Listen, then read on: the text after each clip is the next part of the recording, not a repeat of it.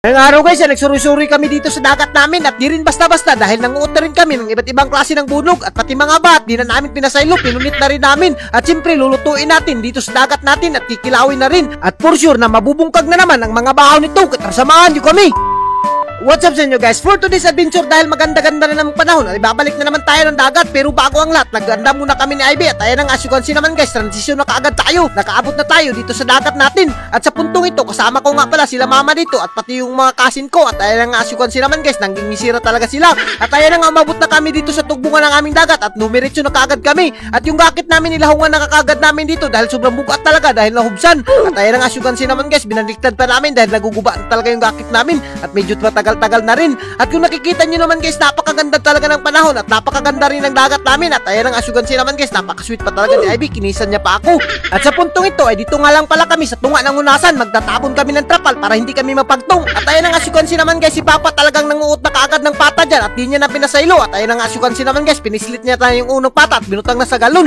At kung nakikita nyo naman guys, talagang mamumulit lang kami dito sa unasan ng iba't ibang klase ng saang at meron pa nga ako ditong nakitang suwaki na napakasarap naman talaga at for sure na mabubungkag na naman ang mga bahaw nito. At alam nyo ba guys, dahil spawning ngayon talagang mangunguot na lang kami ng iba't ibang klase ng isda dahil bawal talaga managat ngayon dito sa lugar namin at ayan na nga, nanguot na nga si Papa, diyan na pinasaylo yung mga pata. Sa hindi nakakaalam yung pata nga pala ay napakasarap niyan kilawin at ayan na nga, kung nakikita nyo naman guys, nakakita rin si Papa ng bakasi dito kaya di niya na pinasaylo at as you can see naman guys, yung bakasi talagang nagkisi-kisi pa at binutang na sa galon na puti na napakasarap naman talaga. At alam nyo ba guys, kapag wala talaga kaming lingaw kasama yung mga pamilya namin ay magsurusuroy talaga kami dito sa dagat. At speaking of pamilya, at ayan ang asyukansi naman si Papa guys, talagang hiniwa niya na yung bat dahil may tagok yan. At sa mga hindi nakakaalam yung kinuha nga pala namin na bat, ito yung tinatawag na bat Tarzan at ayan na nga, nakakain nga pala yung mga binubugan niya na puti at asyukansi naman guys, talagang sinima-sima ko na dahil napakasarap naman talaga niyan. At sa puntong ito, nagpatuloy na kaagad kami pagsuri-suri dito at ayan ang asyukansi naman guys, talagang tinabangan namin pagpaguha dito dahil sobrang nagugusla na kami dahil alas 2 na to, hindi pa kami nakapaniod to.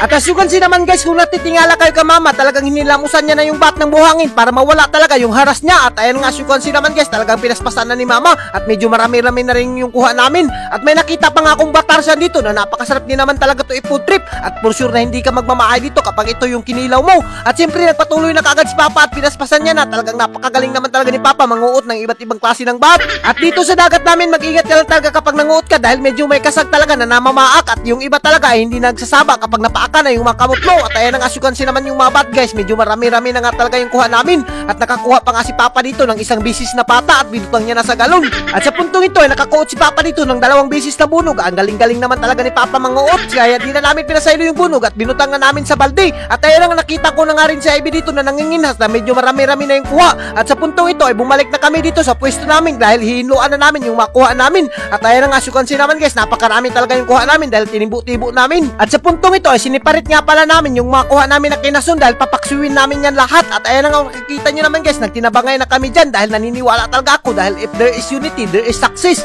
At as you can see naman guys, hindi na talaga ako nakaantos dyan kaya sinima-sima ko na yung suwaki na nakuha ko kanina dahil sobrang nagugusla na talaga ako. At speaking of nagugusla, talagang pinaspasan na kaagad namin at kinumot-kumot na kaagad ni Mama yung bat na napakasarap naman talaga. At sa hindi nakakaalam, kailangan mo talagang kumutan niya ng asin para mawala talaga yung haras niya para pag kinaksyo mo at kinilaw mo ay hindi ka talaga magmamahay sa sobrang sarap. At as you can see naman guys, binutang na kaagad ni Mama sa kaldero dahil di na natin yan papasayluin, papaksiwin na natin yan. At speaking of paksiw, siyempre bubutangan natin yan ng suka na napakasarap naman talaga at pitik-pitikan mo na rin ng asin at bitsin para magbura-bura yung mababa ng makasama natin.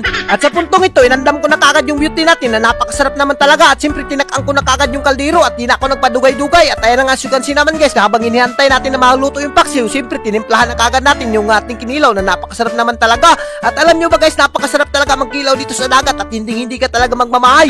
At ayan nga asyukansi naman guys, talagang hindi ka magmamahay sa kinilaw namin. At sa puntong ito, nagsubo-subo na nga yung pinaksiw namin at siyempre hindi na tayo magpadugay-dugay dyan, hinaon na kaagad ni Papa. At as you can see naman guys, binutang niya na sa planggana na green at sobrang dami na pala ng sabaw na nalagay ko na paksiw.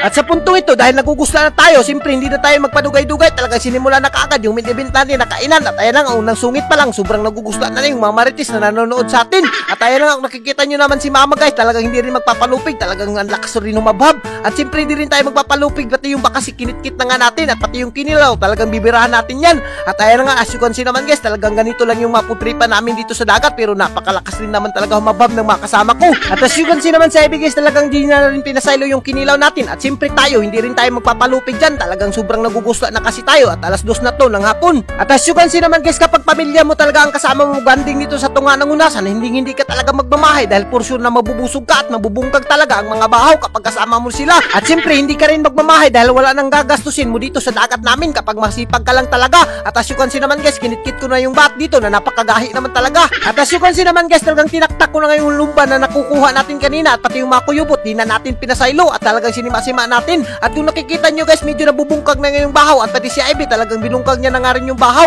At pati sila Papa, pati mga red rice talaga ay di niya nila pinasaylo. At pati si Piskoy at Bayo yan, lalakas rin talaga humabab. At kung giganahan ka sa mga video namin, hanggang dito na lang kami. Don't forget to like and share para mas marami pa tayong food trip. Thank you and God bless you all. Mabuhay kayo!